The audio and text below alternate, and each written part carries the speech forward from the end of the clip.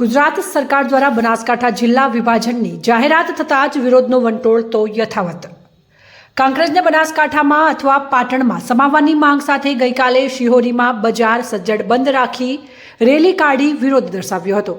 ત્યારે આજે વેપારી મથક થરા શહેરની બજાર સજ્જડ બંધ રાખીને વિરોધ દર્શાવ્યો હતો।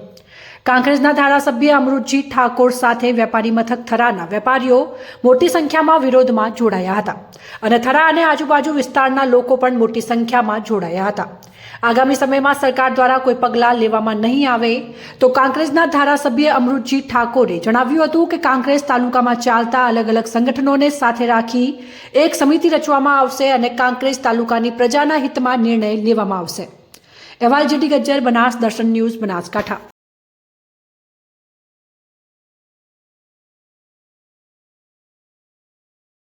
ત્યાં રોકાય છે સજ્જડ બંધ છે। મારી વાત એટલી જ છે કે બોભારાના પાણી નેવે છે ને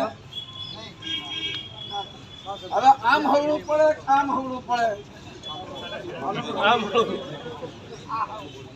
મેં કહ્યું છે હું માન્ય મુખ્યમંત્રી આગળ પણ રજૂઆત કરવા જવાનો છું અને અહીંયા મીડિયાના મિત્રો પણ છે, એમનો પણ હું હૃદયપૂર્વક આભાર માનીશ કે સૌએ ગઈકાલે સરસ મજાના વિઝ્યુમ ચલાવી અને સરકાર સુધી આ વાત પહોંચી છે બદલ મીડિયા સૌ મિત્રોનો, ઇલેક્ટ્રોનિક મીડિયા, પ્રિન્ટ મીડિયાનો પણ હું હૃદયપૂર્વક આભાર માનું।